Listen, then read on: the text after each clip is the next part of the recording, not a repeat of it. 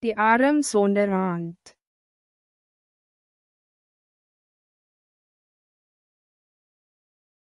Nooit zal ik vergeet hoe die matigheidsbond, een beweging wat in Engeland ontstaan het, begin het nie. Die matigheidsbond, wat ook in Suid-Afrika takke het, is een beweging wat die misbruik van sterk drank bestry. In die tijd toe die matigheidsbond in Engeland gestig is, was ek 'n knapie van omtrent 10 jaar. Ons het in 'n baie gerieflike huis gewoon en ek was my ouers se oogappel. Dikwels het daar wyn op tafel gekom in ons huis, en ek het gewoonlik die oorskiet in die glase gedrink. Op 'n sekere Sondagmorgen het die predikant iets in die kerk afgekondig wat die mense baie laat skrik het.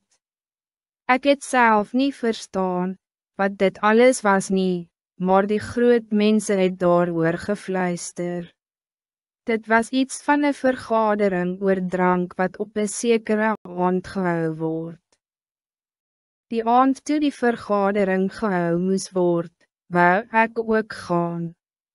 My pa wou eers nie hê dat ek moet gaan nie, maar ek het so aangehou dat hy my toe maar saamgeneem het.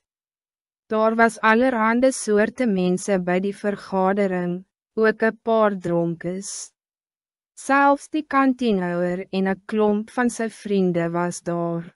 Ons het allemaal gesit en wag met ons oë op die deur. Eindelijk kom daar 2 vreemde mans ingestap en gaan sit voor bij die tafeltjie in die saal.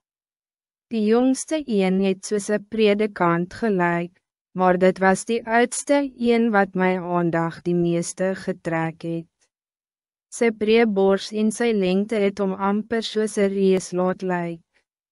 Sy hare was spierwit en op sy gesig was 'n uitdrukking van groot droefheid.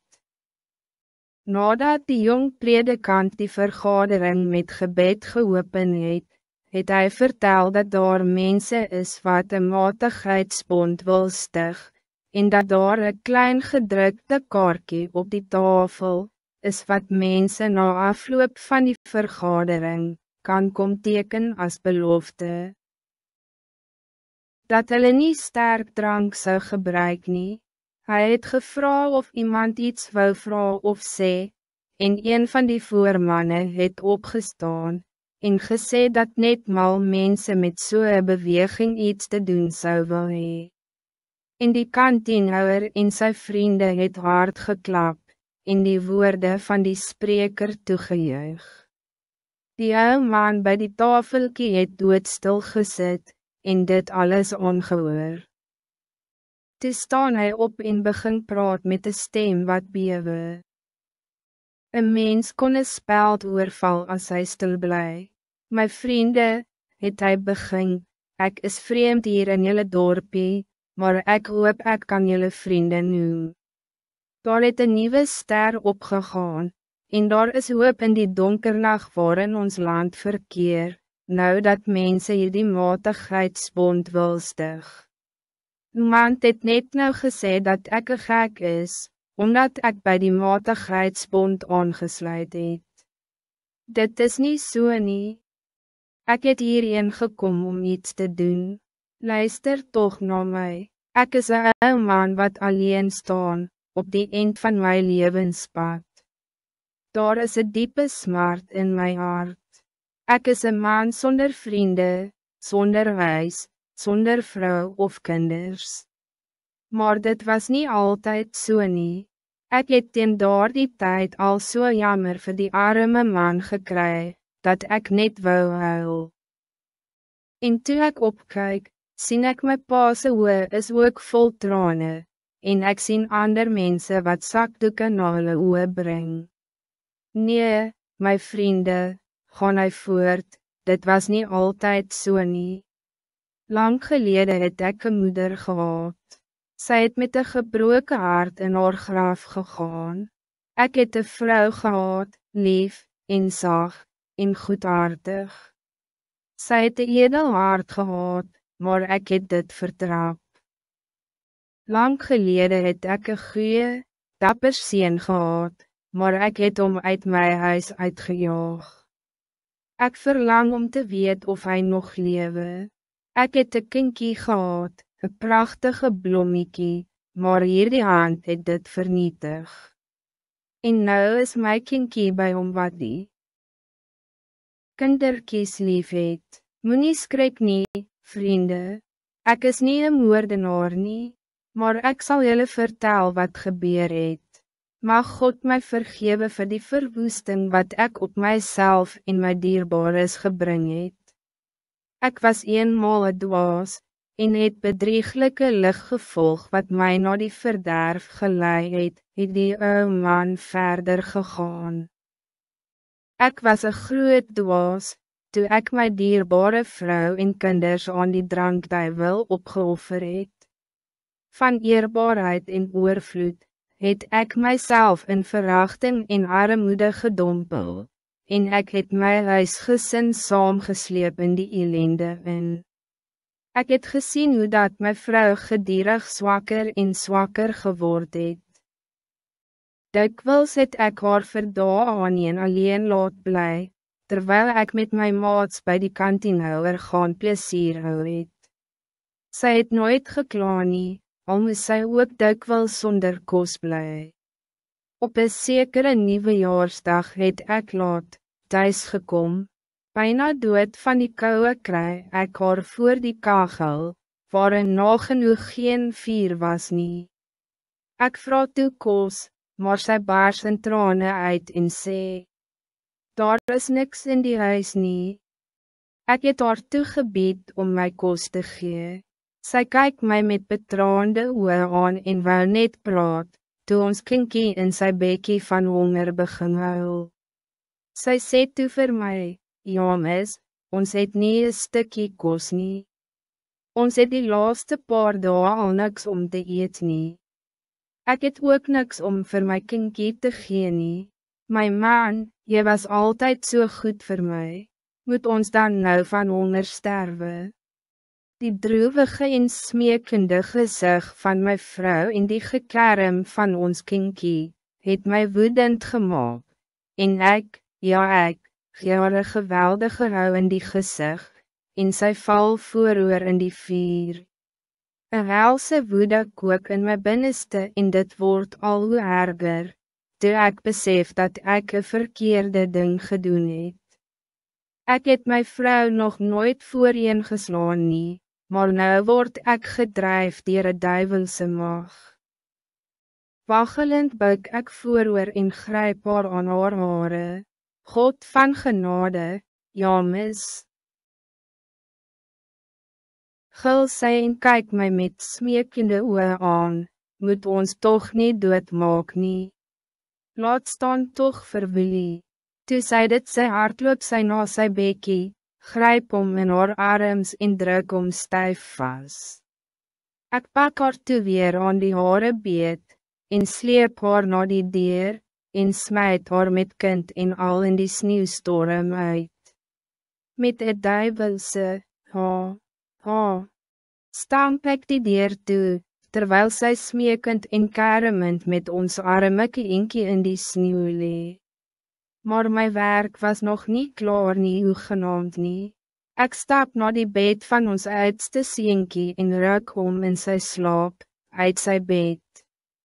Hy klou aan my vas, maar ek smijt hom by die deur uit. In sy angs gryp hy my in my 2 baadjiesakke en skreeu, papi, papi, ek was die naam nie meer werd nie. Die een bewende handjie kon ek nie loskry nie. Ek stamp die onderdeur toe en knel sy handjie daarin vas. Met die koelbloedigheid van die duiwel, neem ek my mes en sny die arm in die gewrig af. Toe gaan ek slaap, die ou man bly 'n rukkie stil, sit sy hande oor sy gesig en sug zwaar. Intussen het my vader hier langs my opgespring en weer gaan sit. Sy gesig was bleek en ontsteld. Ek het gewens dat ek liever bij die huis geblei het. Die ou man kyk op met 'n droewige gesig, en gaan aan. Toe ek die volgende morgen wakker word, was dit reeds helder dag. Die storm was oor, maar dit was bitter koud. Ek staan op, drink 'n bietjie water en kyk rond waar my vrou is. Toe ek sien sy is nie in die huis nie, begin ek benoud word. By die flauwe herinnering aan wat gebeur het, begin ek dink ek het die aaklige droom gehad, maar ek gaan maak daarom die voordeur oop. Toe die onderdeur oopgaan, rol daar iets op die vloer. Dit was die handjie van my kind. Voor die deur lê 'n hoop sneeu. Ek krap dit oop, en daar, voor my verbuisterde oë, het die lijk van my dierbare vrou en haar kinkie. Sy het met haar skraal geklede arms en haar prachtige lang hare, oor die kinkie gesprei gelê, maar dit het niks gehelp nie. Hulle was albei dood. Wat van die oudste seentjie geword het, weet ek nie. Weer buig die ou man vooroor, en raak bitterlik aan die huil. Ons het teen die tyd allemaal gesit en huil, en my vader het hier langs my gesnik soos 'n kind.